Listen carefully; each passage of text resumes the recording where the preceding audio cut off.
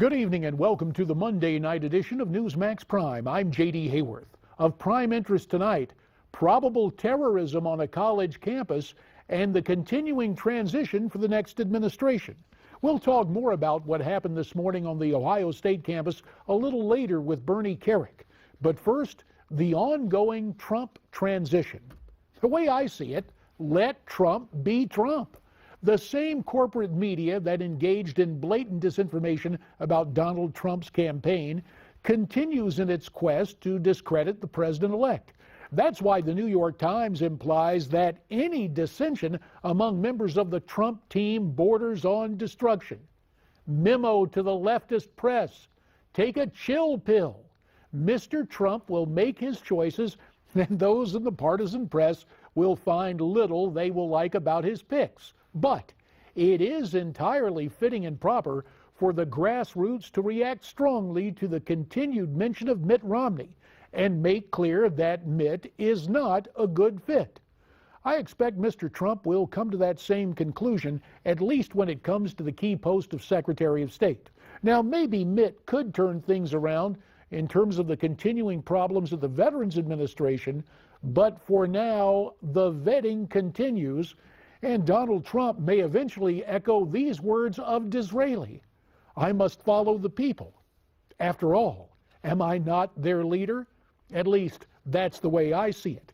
For more on this, we are very pleased to be joined via Skype from New York City by the former Lieutenant Governor of the Empire State, Betsy McCaughey, and via Skype from Southern California, political commentator and the son of President Ronald Reagan, Michael Reagan. Michael, of course, the author of the book, Lessons My Father Taught Me.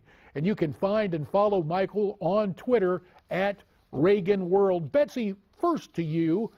Still a lot of speculation about Secretary of State.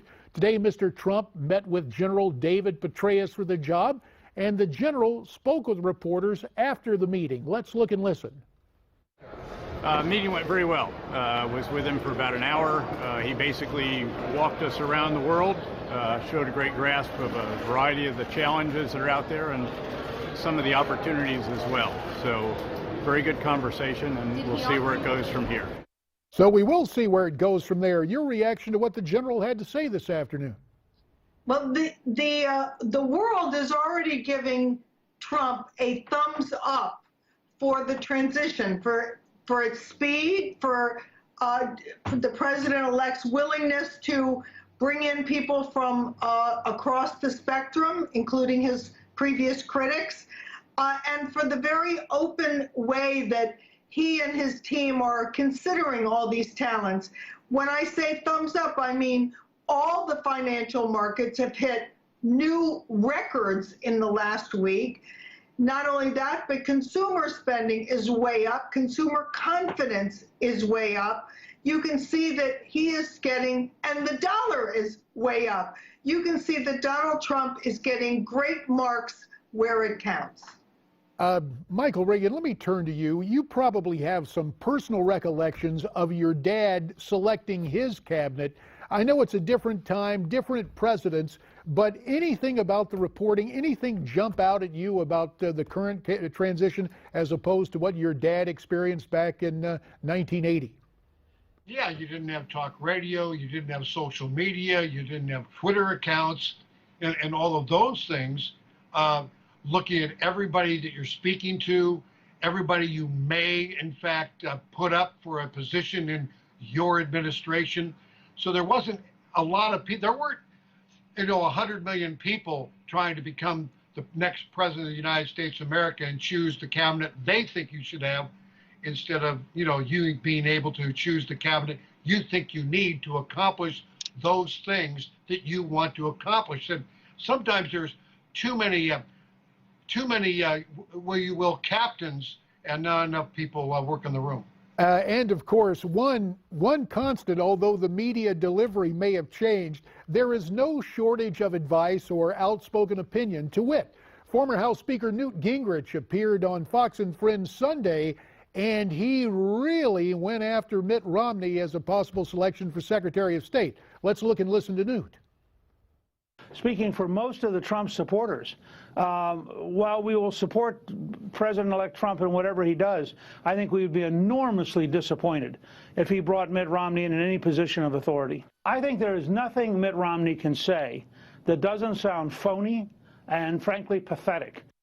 I got to ask you, Betsy, is that based on 2012 and the fact that Mitt beat Newt for the nomination, or do you think that's an honest assessment? No, I think so. I have to tell you, my opinion of Newt Gingrich could not be higher.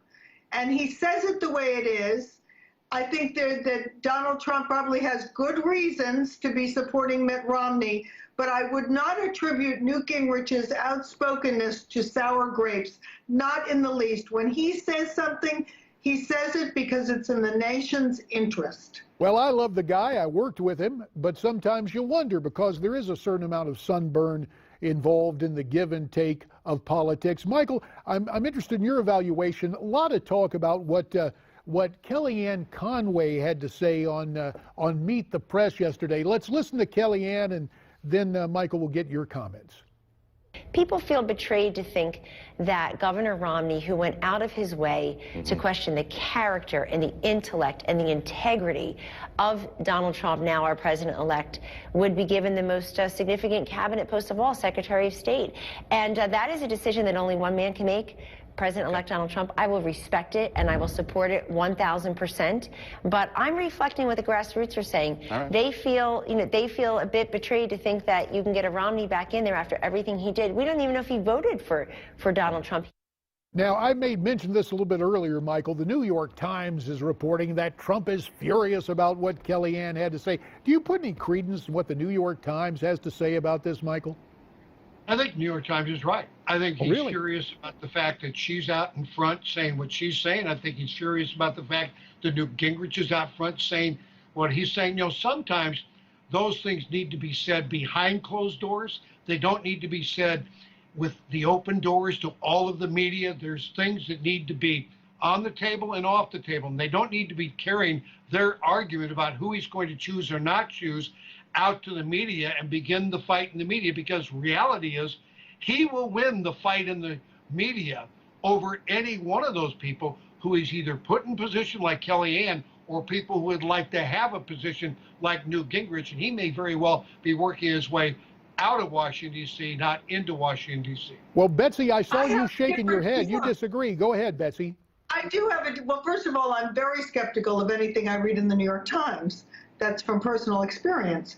But more importantly, it could be that all of this is a rather intentional show of disagreement within the campaign to underscore how open this campaign is to differing points of view and how eager they are to search every corner of the continent for the very best talent.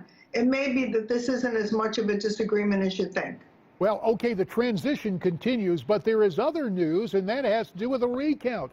Hillary Clinton, or at least her team, joining up with former Green Party candidate Dr. Jill Stein to have a recount in Wisconsin. We understand there are also recount efforts afoot in Pennsylvania and Michigan. But what is very interesting is that the Clinton campaign's general counsel, in other words, the campaign lawyer Mark Elias, wrote on Medium, they've not found any, quote, actionable evidence, close quote, of hacking by Russia or any other, quote, state actors. So I'm just curious, Michael, your take on this recount. I think it's silly for Hillary Clinton to get involved. What will happen is she will end up losing twice to Donald Trump, not just the one time to Donald Trump. She'll have egg all over her face, because the reality is he is going to be the next president of the United States, not Hillary Rodham Clinton. Likewise, I think it's also silly for Donald Trump to be tweeting about illegals. Otherwise, he would have won the general election on the popular vote. He lost a popular vote because here in California, 3 million people more voted for Hillary than voted for him, because we have a one-party state here. But one of the reasons, let me talk to you about that, Michael, because you and I have talked before. One of the things that happened in California, people voting. There are a lot of folks there who got driver's license who aren't citizens. But he is going to be the president of the United States of America. To get involved in this and come down 5 levels to get involved with this like Hillary Clinton is absolutely, shall I say, childish. Well, I disagree. Go ahead, Betsy. Go ahead. First of all, Donald Trump has said from the beginning that we have to clean up the voter rolls, and I believe that while he's president, that will happen, and all Americans will benefit from that. Those of us who are legal voters don't want our vote diluted by illegal voters. Number two, I think that Jill Stein is doing this as a way of getting a lot of attention for herself, which she's getting a lot more attention than she ever got during the election, and she's raising a lot of money. I do not think she'll be able to get a recount in Pennsylvania. All right. It's very difficult to get one there. Well, let's give the final word to Michael. Go ahead, Michael. As soon as Donald Trump tweeted, it took Jill Stein off the front page of this issue and put him on the front pages. If he lets his ego get in the way of his presidency, he will go down in history. Well, shall we just say he'll go down? Well, here's the thing, though, and I just got to point this out to both of you. We can talk about social media. Thus far, Mr. Trump has been effective using Twitter. It may be a tool that a lot of us traditionally go, wait a minute, but I'm not so sure. At any rate, to be continued. Look forward to visiting with you. He's the master of Twitter. Fair enough. We're all at Twitter about those tweets tonight. Michael Reagan from Southern California. Betsy McCaughey via Skype from New York City. Panelists, we always thank you for your opinions. Now, when we come back, was it a terror attack this morning at Ohio State University? And why the reluctance to call it terror? We'll talk about the specifics with former New York Police Commissioner Bernie Kerik as we continue on this Monday night here on Newsmax Prime.